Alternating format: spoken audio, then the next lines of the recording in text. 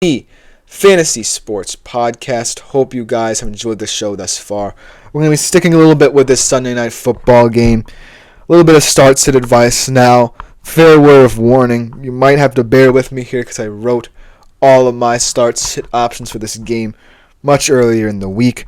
And hearing all the news throughout the week about both of these teams, I wasn't expecting to be sitting here a little bit blank in terms of how I might have to change up my tune a little bit here. But we're going to be doing this off the cuff, and let's just start off with the two players kind of contention who kind of got me into this mess. As Anna said, he's off to a crazy start in fantasy this week, getting 48 points from Broncos defense and Javonte Williams, LMAO. I expected the Broncos to win this game, right? But I didn't expect them to play as handily as he also said. He still has King Henry, Josh Allen, Justin Jefferson, and Jamar Chase to play. Well, look for historically good numbers from you this week, my man. I think you're all set to have a potentially 200-point game this weekend. So I'm really excited for you. But let's get into the weirdness of some people who might still be on the fence about who to start, especially those with players in this game, because I really don't know. And like I said, I'm going to have to start off with the two players who got me into this mess in the first place. On the Jets side of things, Davante Adams. On the Steelers side of things, as Russell Wilson. I mean, here's the thing. I'll love to say that you can start Davante Adams immediately. I'll love to say his status and upside immediately skyrockets in this game. I don't think it's going to be the case. Because, he still has that hamstring injury to consider. And, as much as the Jets might want him to rush back, he's not going to look as good right away. And I kind of want to see one more game where Aaron Rodgers works with the weapons he already has. Not for nothing, I felt like that game against Buffalo did have a lot of interesting things in there that proved to me that Rodgers can incorporate Wilson and Hall, but it was still too, quote-unquote, Lazard-centric, if you know what I mean. And then, not for nothing, I kind of feel like the Steelers' defense is a weird defense to kind of push someone against right away in their first start for a team. So I kind of feel like Davante Adams is an easy sit. Not necessarily an easy sit, but a sit in my mind. And then Russell Wilson, I might feel like in a deeper league, he could be a sneaky option at the quarterback position. I don't necessarily know what to expect from him. This is like his first start in quite some time. But if he buys into the Steelers culture, it will really pay dividends for him. Because he just needs to find a culture for him that settles him down to the point where he's not as insistent on certain traits of his game. I don't expect to see him run the ball as much. I don't want to see him throw the deep ball that much. So in this game, I'm really looking for him to be more methodical, more calm, more poised. And not for nothing, I feel like the Steelers will be ready to help him with that progress in his career. So look for him to potentially be sneaky start here. But now I'm going to have to rejigger a little bit. Where initially I said Breece Hall was an instant start, I'm kind of on the fence about him now. Because I do feel like the Jets need a run game to even think about incorporating Adams as much as they want to. But at the end of the day, I kind of feel like they are selling out to allow Aaron Rodgers to let loose here. But I still think Breece Hall has a lot of upside. I still think just because, he's so good in the receiving game and such a physical runner who can really have a great offensive output for you. I'm on the fence about him.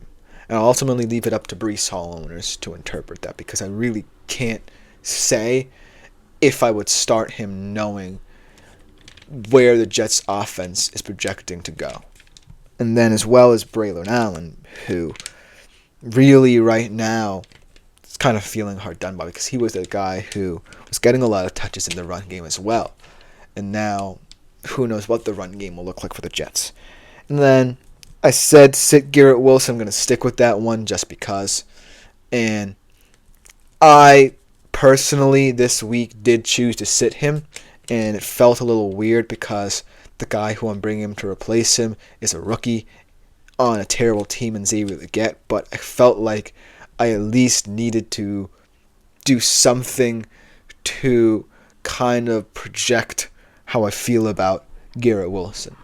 And it's through no fault of his own. I consider him highly in this Jets offense, but it's a situation where you're kind of maddened by how he's being let down by this organization. But then, the player like Mike Williams for the Jets, he is really now a wild card here. Because if you look at this receiving core, it's really deep. You have Garrett Wilson, who should still, in my opinion, be the wide receiver 1, but ultimately is falling to the wide receiver 2. You now have Devontae Adams. You have Lazard, who is already working wonders with Aaron Rodgers this season. And then you have Mike Williams, who out of all of them might be the guy that, as Andre said, the trade just felt like a slap in the face. I had to trade Garrett Wilson immediately. It's not your fault. It's not his fault. It is not anyone who decides to start or sit him's fault.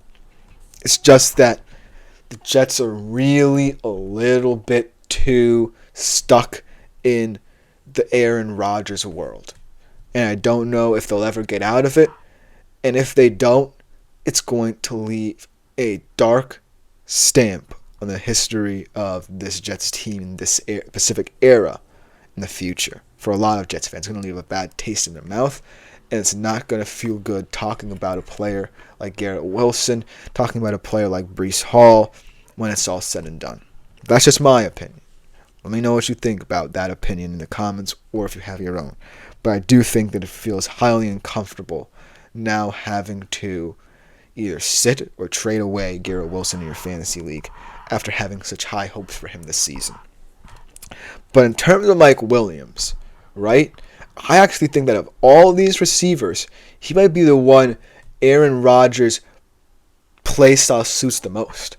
I love him a lot as a kind of prototypical, quote-unquote, Aaron Rodgers kind of receiver. He's someone who can really be potentially a breakout star for this team. Now, Adam is going to get a lot of attention, so it's going to leave room for, as Andre kind of alluded to a couple days ago with the whole Garrett Wilson situation, going to lead to more opportunities potentially underneath for guys like Wilson and then Mike Williams, who, not for nothing, is not only a solid route runner, but can extend the field. He can be the deep threat that the Jets could utilize to a certain effect if the run game's any good going forward. But at the end of the day, I feel like Mike Williams is now someone who was seen as an afterthought for the Jets, but could now potentially be their wild card and X factor moving forward. So I think he could be a potential start in any fantasy medium going forward, not just this game. On the Steelers side of things, I interestingly enough said to start Justin Fields, but look where that has ended up with me for this week. So, yeah, Russell Wilson, not for nothing, man. I appreciate all you've done for the Steelers, but you truly messed up my segment when it came to talking about starting and sitting the Pittsburgh Steelers here. And then I was thinking about the Steelers skill positions, right?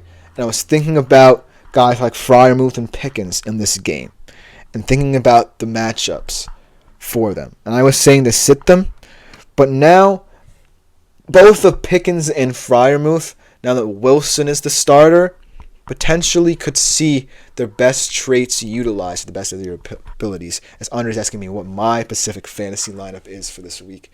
And I will pull it up here because I myself had to make a lot of drastic changes this week as well. Without further ado, this week I am behind a little bit. The other guy who I'm facing had Alvin Kamara, who fortunately enough had a pretty bad game, and now I'm favored in my matchup. I have Baker as my starting QB. James Cook is my running back. We'll see how he looks, if he's even back in this game against Tennessee. DeAndre Swift is on a bye week, and I don't really have a backup running back I trust, so I'll let that slide. And then my wide receivers right now are Amon-Ra St. Brown. I actually did not bench Garrett Wilson. Looks like I will be giving him one more try. Isaiah Likely at my tight end position. Leggett is my flex option, actually. I have the Pittsburgh defense, ironically enough, in this game. Hopefully they will have a couple of takeaways. And, of course, my man Dicker the kicker holding it down for me in the most valuable position in fantasy. I digress.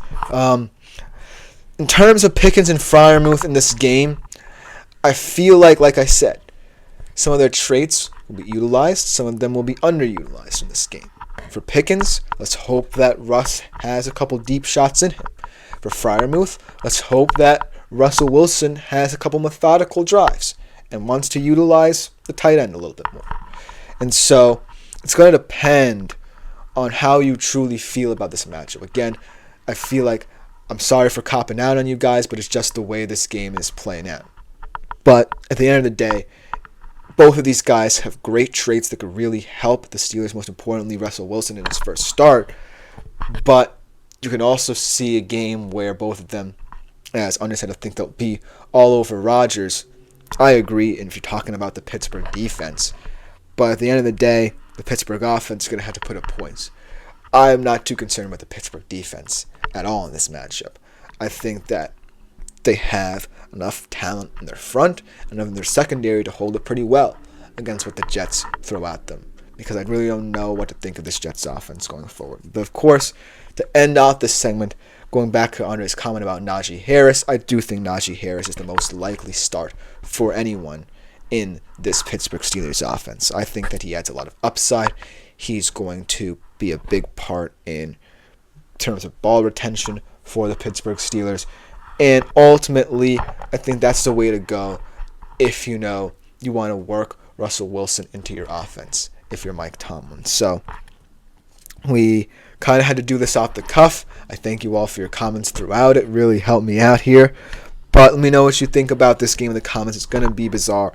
It's going to be wacky. But to close out today's show and the week here on the GSMC Fantasy Sports Podcast, I have a very special new segment. My first ever fact or fiction segment to close out today's show. We'll be right back to talk about it right after this short break.